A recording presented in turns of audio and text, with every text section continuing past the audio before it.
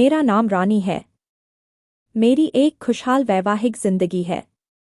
मेरे पतिदेव को चलते फिरते मुझे छेड़ते हुए शरारत करने की आदत है। वे कभी गाल छू लेते हैं तो कभी कमर पर चुटकी ले लेते हैं। यह भी नहीं देखते कि आसपास कोई है या नहीं।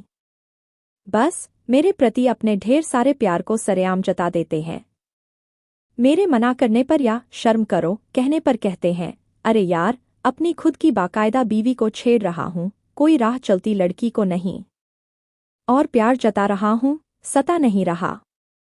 समझी जानो। बेशक मुझे भी उनका यूं प्यार जताना गुदगुदा जाता है।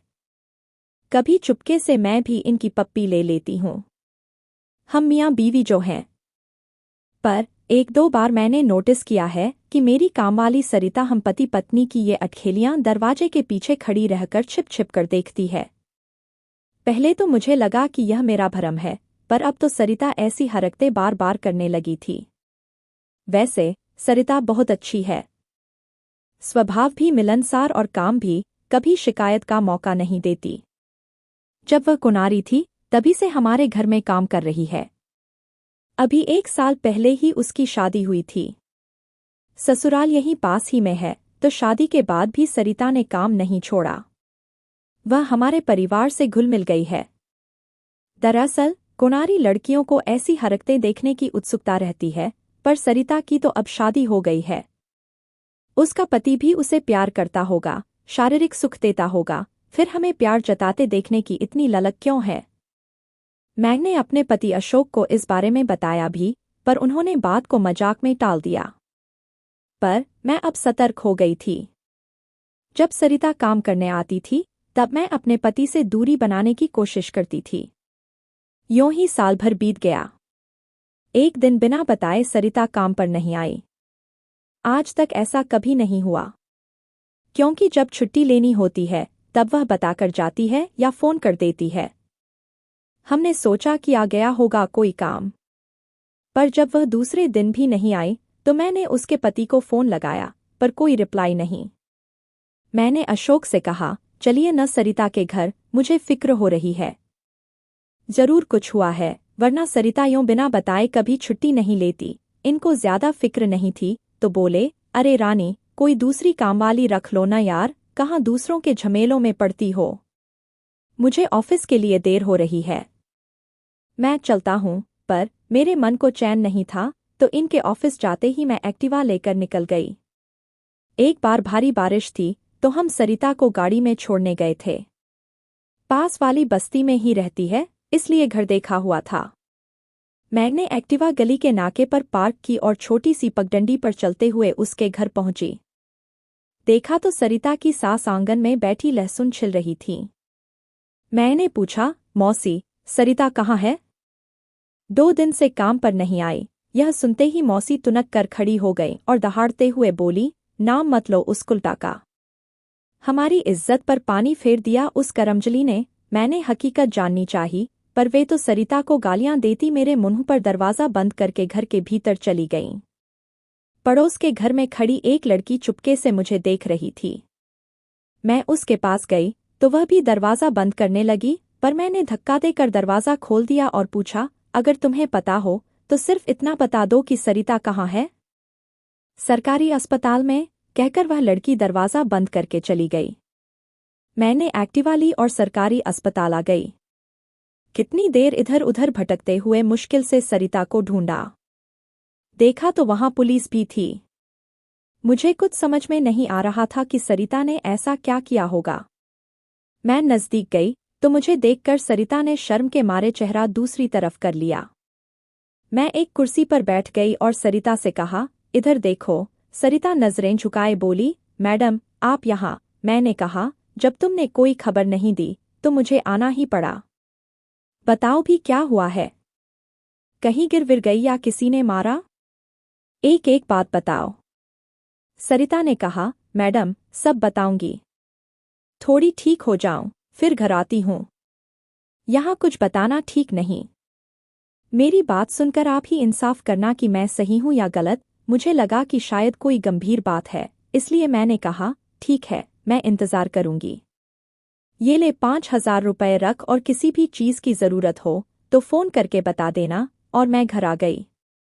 सबसे पहले जब तक सरिता ठीक होकर वापस नहीं आती तब तक किसी दूसरी कामवाली का इंतज़ाम करना पड़ेगा।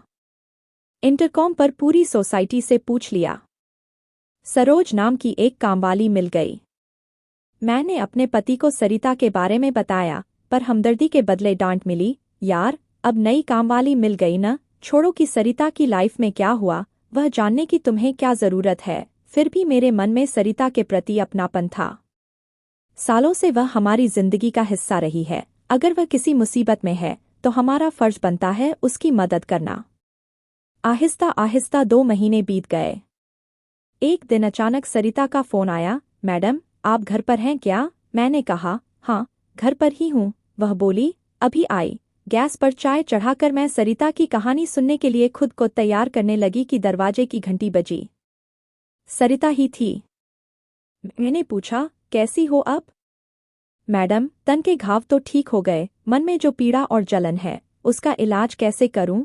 मैंने पानी और चाय पिलाकर सरिता को शांत करवाया। मैंने भी चाय पी और कहा, चल अब दोनों शांति से बात करते हैं। बता, सरिता ने कहा। मैडम, सबसे पहले आप बताइए कि क्या सिर्फ पेट की भूख ही तन को जलाती है? जवान खून को तन की प्यास भी लगती है कि नहीं? शरीर की भूख जितनी मर्दों को जलाती है उतनी ही औरतों को भी जलाती है कि नहीं? शादी के बाद भी इस जोश का इलाज न हो तो औरत को क्या करना चाहिए? मैडम, मेरी शादी को 2 साल हो गए हैं, पर अभी तक कुंवारी हूं। मेरा पति अभय नामर्द है। आज तक उसने मुझे छुआ तक नहीं। मेरे भीतर का जोश लावा की तरह धधक रहा है। अगर यही सब मर्द के साथ होता तो अपनी जरूरत पूरी करने के लिए वह कहीं भी मुंह मारता कि नहीं? कौन इस तन की आग से बच पाया है? एक लड़की कितने सपने आंखों में भरकर शादी करती है, पति के प्यार को तरसती है, पर मेरे नसीब खोटे कि मुझे एक ऐसा पति मिला जो औरत की जिस्मानी जरूरत पूरी करने में नाकाम है। मैंने कहा, सरिता, तू इस बिना पर अपने पति से तलाक ले सकती है और दूसरी शादी कर सकती है। सरिता ने कहा, मैडम, हमारे समाज में एक बार लड़की जिस घर में ब्याह दी जाती है वहीं से उसकी अर्थी उठती है। तलाकशुदा लड़की का पूरा समाज बहिष्कार करता है। मैडम, इसी नामर्द के साथ मुझे जिंदगी बितानी होगी। जेठानी का कमरा हमारे कमरे के पास ही है। आधी रात तक उन दोनों के कमरे से आ रही प्यार की मदभरी आवाजें मेरे कानों में ऐसे चुभती हैं जैसे धधकता लावा किसी ने मेरे कानों में उड़ेल दिया हो। जेठी के बदन मसलने पर जेठानी के मुंह से निकलती आहें और सिसकियां मेरे भीतर हवस की ज्वाला भड़का देती हैं। मैं बेकाबू सी अपने पति से लिपटकर उनको जोश में लाने की कोशिश करती हूँ, पर उस ठंडे समंदर में उफान उठता ही नहीं। आपको शायद पता होगा कि साहब जब आपको छेड़ते और शरारत करते थे तब मैं चुपके से देखती थी। आपको देखकर मेरा भी मन करता कि कोई मुझे भी छेड़े, मुझे भी प्यार करे। एक दिन मेरे ताऊ ससुर का लड़का राजेश घर आया था। एकदम बाका जवान। उसके गठीले बदन को देखकर मेरे भीतर खलबली मच गई। उसकी नज़र मेरे ऊपर पड़ते ही मैंने होठों पर जीभ रगड़कर अपनी प्यास जाहिर कर दी। फिर तो वह बार बार हमारे घर आने लगा। हम दोनों एक दूसरे को जी जान से चाहने लगे। एक दिन मेरी बुआ सास की लड़की की सगाई थी तो घर के सारे लोग पड़ोस के गांव जा रहे थे, पर मैं पेट दर्द का बहाना बनाकर घर पर ही रुक गई। फिर जैसे ही सब गए मैंने राजेश को अपने घर बुला लिया और उस दिन मैंने अपने कुनारेपन को राजेश को सौंप दिया। मैं जानती हूँ कि मैंने गलत किया और शादीशुदा होकर एक गैरमर्द के साथ रिश्ता बनाया, पर परंपरा के नाम पर अपने एहसासों का खून मुझे हरगिज मंजूर नहीं था। इस पूरे कांड में गलती सिर्फ मेरे पति अभय की थी, जिसने जानबूझकर मेरी जिंदगी खराब की। इसलिए मैंने अपनी आग बुझाने का जो रास्ता सही लगा वह अपनाया। उस दिन मैंने और राजेश ने जी भरकर एक दूसरे पर प्यार लुटाया। उसके बाद जब भी मौका मिलता राजेश मेरी शारीरिक जरूरत पूरी कर देता। मैडम, मैंने सिर्फ शारीरिक भूख के लिए राजेश से रिश्ता नहीं बनाया, बल्कि हम दोनों एक दूसरे से दिलोजान से प्यार करते हैं। लेकिन एक दिन मैं और राजेश घर की छत पर एक दूसरे के प्यार में पागल होते खो गए थे कि मेरे पति ने हमें ऐसी हालत में देख लिया। वह पास ही पड़ी लाठी उठाकर मुझे पीटने लगा, पर मैं दिलजली अधूरी प्यासी थी, इसलिए उसके हाथ से लाठी छीन कर मैं उस नामर्द पर ऐसे टूट पड़ी कि सारी हड्डियों का चूरमा बना दिया। अब आप ही बताइए कि मैंने क्या गलत किया। सारा किस्सा सुनने के बाद मुझे सरिता किसी पहलू से गलत नहीं लगी, बस उसने हालात को उलझा दिया था। मैंने सरिता को समझाने की कोशिश की, तुम और अभय आमने सामने बैठकर इस मसले का हल निकाल लो। सरिता ने कहा, मैडम, अब जो भी अंजाम हो, पर मैं उस नामर्द के साथ एक दिन भी नहीं बिता सकती। कुछ भी करके इससे छुटकारा पाना चाहती हूँ और राजेश के साथ अपनी जिंदगी बिताना चाहती हूँ। परिवार और समाज के डर से मुझे अपनी जिंदगी ढोनी नहीं, बल्कि उत्सव सी जीनी है। सरिता की आंखों में प्यार की खुमारी और हिम्मत को देखकर मैंने सरिता की जगह खुद को रख कर देखा तो किसी पहलू से सरिता मुझे गलत नहीं लगी। मैंने उससे कहा, देखो, तुम गलत बिल्कुल नहीं हो। प्यार और जंग में सब जायज है। शादी टूटने में हर बार औरत ही जिम्मेदार नहीं होती, बल्कि इस तरह थोपा गया रिश्ता टूट जाए वही सही है। सरिता मेरे गले लगते हुए बोली, मेरी भावनाओं को समझने के लिए बहुत बहुत धन्यवाद मैडम। अब मुझ में हिम्मत आ गई है। मैडम, जब तक यह मामला सुलझ न जाए, तब तक शायद काम पर न आ सकूंगी, पर वादा करती हूँ कि सब ठीक होते ही वापस काम पर लौट आऊंगी। यह कहकर सरिता चली गई। इस बात को 4 से 5 महीने हो गए थे। मैं तो सरिता को भूलने भी लगी थी कि एक दिन अखबार में पढ़ा कि एक शरीफ पति के हाथों सरिता नाम की एक बदचलन औरत का कत्ल। मैंने तस्वीरें ध्यान से देखीं और मन ही मन बोली कि यह तो मेरी वाली सरिता है। मैं तुरंत उस अखबार के दफ्तर गई और संपादक को सारी सच्चाई बताकर कहा, कल के अखबार में अब वह छापिए जो अब मैं कहने जा रही हूँ। दूसरे दिन उस अखबार में खबर थी कि कल वाले मर्डर केस में एक सनसनीखेज खुलासा। एक नामर्द पति के हाथों सरिता नाम की मासूम और शादी के नाम पर छली गई औरत की हत्या। यह पढ़कर मुझे संतोष मिला। मैं सोचने लगी, पाखंडी समाज में न जाने ऐसी कितनी सरिताएं दूसरे की गलती के चलते बलि चढ़ जाती होंगी। सहना सिर्फ औरतों के हिस्से ही क्यों आता है?